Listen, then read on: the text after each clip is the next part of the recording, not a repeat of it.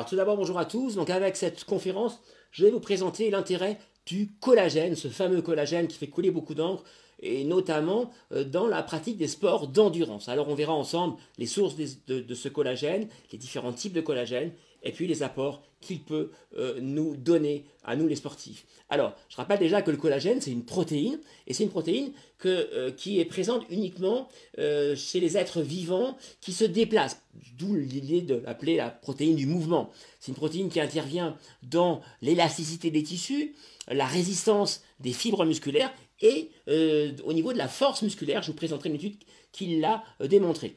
Et puis, le collagène participe, alors là c'est au niveau plutôt de la santé, de la régénération de nos fibres musculaires, mais également des tendons, des ligaments. Donc c'est tout à fait intéressant, à la fois au niveau de la performance sportive et au niveau de la santé au quotidien. Alors, à savoir, hein, donc, le collagène est donc présent dans l'organisme naturellement, il se produit naturellement dans notre organisme, et puis, eh bien malheureusement, il a tendance à très fortement et rapidement diminuer avec l'âge. Je vous le présenterai. Alors, le collagène a différentes formes. C'est intéressant parce que souvent on vous fait du marketing sur les différents types de formes de collagène. Eh bien, il faut savoir qu'est-ce que vous allez acheter. Si vous prenez du collagène de type 1, celui-ci est intéressant pour la résistance des tendons. Donc, il est, pour les sportifs, tout à fait à prioriser. Voilà. Le type 2, c'est le cartilage au niveau des articulations. Voilà. Et donc, voilà, malheureusement, on parle très souvent de cures de cartilage de requin. Alors, ça m'embête vraiment parce que je pense que les pauvres requins, eh bien, méritent mieux que d'être pris pour leur cartilage. Voilà, mais c'est donc le cartilage de type 2 qui est visé lorsque l'on prend des cartilages de requin. Voilà, parce que dans le cartilage de requin, il y a une bonne part de collagène. Et puis, le type 3, lui, c'est au niveau de l'élasticité de la peau. C'est celui qui va évidemment nous faire défaut avec le vieillissement. Et donc, les fameuses rides qui vont arriver. Et puis, le type 4, qui est intéressant, lui, vraiment au niveau pour les sportifs, le type 1 et le type 4, parce qu'il intervient dans la protection des organes digestifs. Et les troubles gastro-intestinaux en trail, en ultra-trail, eh bien, je dis souvent, je me bagarre pour dire que c'est important parce que c'est lié souvent à un problème de renforcement musculaire, le périnée qui est souvent négligé et qui va intervenir pour limiter ces troubles. Donc voilà, mais également au niveau de la nutrition, le collagène va favoriser une bonne résistance au niveau des chocs notamment et des organes digestifs.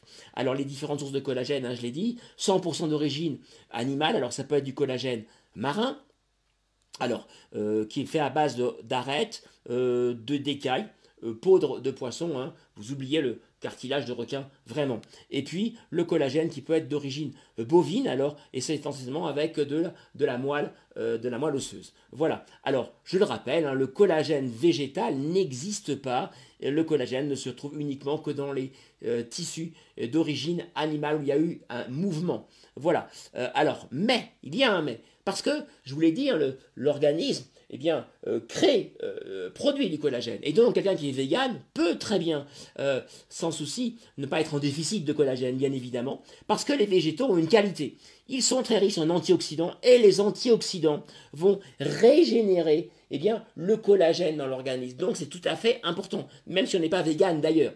Et donc, quelles sont les différentes sources d'antioxydants chez les végétaux? Eh bien, la vitamine C. Attention, c'est une vitamine qui est thermosensible. À partir de 65 degrés, elle commence à se détériorer. Donc, c'est toujours accru. Les agrumes, mais n'oubliez pas le persil qui est vraiment extrêmement riche en vitamine C. 100 grammes de persil est bien plus dense en vitamine C que, par exemple, un jus de citron. Alors, la vitamine A, qu'on appelle aussi la provitamine A ou le bêta-carotène, qu'on retrouve évidemment dans les carottes, couleur orangée, mais également le potiron, tous les légumes orangés, voilà, patate douce, pardon. Et puis, la chlorophylle, tous les légumes verts, présence de chlorophylle, antioxydants. Et puis, les pigments colorés bleu-rouge, tout à fait intéressants aussi pour leurs propriétés antioxydantes. Alors, on va les retrouver dans la betterave rouge, dans le fruit rouge, les fruits rouges comme la myrtille, la fraise, la mûre, c'est tout à fait antioxydant. Donc, ces végétaux vont intervenir indirectement dans la production du collagène. Alors, il y a un élément intéressant à savoir, c'est que le zinc voilà, qui est un oligo-élément, est un véritable booster du collagène, un puissant antioxydant. Alors on le retrouve dans les huîtres. Les huîtres, c'est le must en termes de, voilà, de consommation de zinc. On a avec ces huîtres la ration quotidienne par jour, on a 15 mg. Les fruits de mer, alors les huîtres, ça peut être le zinc, il résiste à la chaleur, donc il n'y a pas de souci. Ça peut être des huîtres, par exemple, cuites si on a des problèmes pour les huîtres crues. Les moules également sont intéressantes. Donc voilà, et puis le foie de veau également.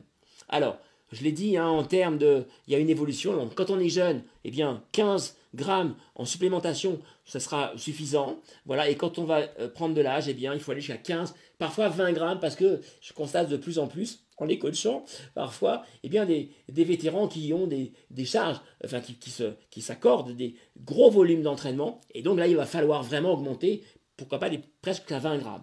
Voilà, je rappelle hein, donc qu'à partir de 45 ans, eh bien, le corps produit environ un tiers, c'est énorme, de collagène en moins qu'à 25 ans. Donc ça va très très vite.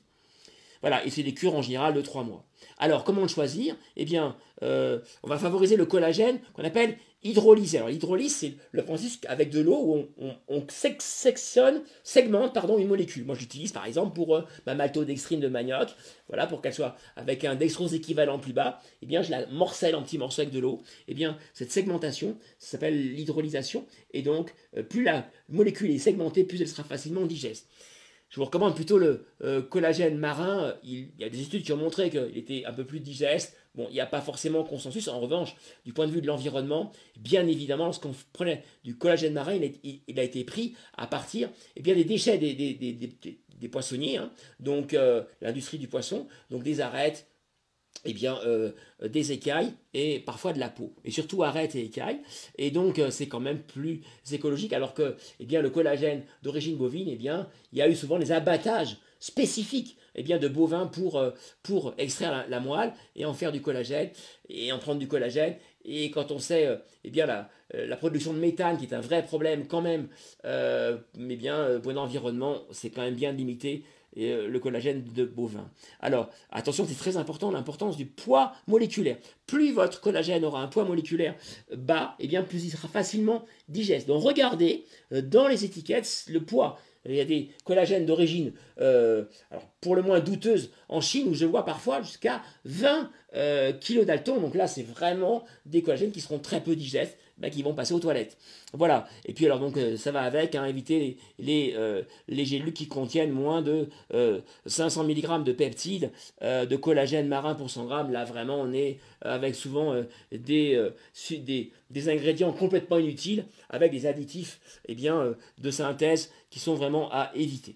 Alors, est-ce que tout ça, ça a été démontré scientifiquement? Bien oui, il y a des études qui ont été tout à fait sérieuses, avec des équipes de recherche qui ont été menées en double aveugle, c'est-à-dire que les patients, un groupe avait du placebo, l'autre avait du collagène, personne ne le savait, ni les patients, ni ceux qui donnaient l'administration, donc tout à fait sérieuse. Et donc Vanessa Hodgson a fait une étude notamment pendant 12 semaines avec des sportifs et a montré que ceux qui avaient pris du collagène avaient une amélioration de leur force musculaire. D'où l'intérêt, quand on fait des séances d'endurance de force par exemple, la prise de collagène va booster le travail de l'endurance de force. Vous voyez comme quoi l'entraînement compte, mais la nutrition compte.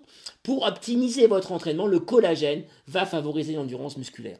Important en trail, mais aussi en cyclisme par exemple. Et puis Christine Clark et son équipe, elle a travaillé avec des sportifs qui souffraient de douleurs articulaires sur une longue étude, 24 semaines, et là elle a démontré qu'il y avait une réduction de la douleur dans le groupe de patients qui avaient pris du collagène. Alors, le collagène, ça se trouve dans l'assiette, évidemment. Hein. Donc, mangez la peau du poisson, hein, pour ceux qui vraiment ne seraient pas avec une aversion totale. Un poisson bien en papillote ou un poisson grillé, la peau d'une truite ou d'un saumon, c'est une densité très intéressante en collagène. Et puis, alors pour ceux qui ne seraient pas véganes, véganes, mais végétariens, l'os à moelle est tout à fait intéressant parce que là, dans une soupe de légumes, vous mettez un bon os à moelle, un ou deux, vous aurez une soupe riche en collagène.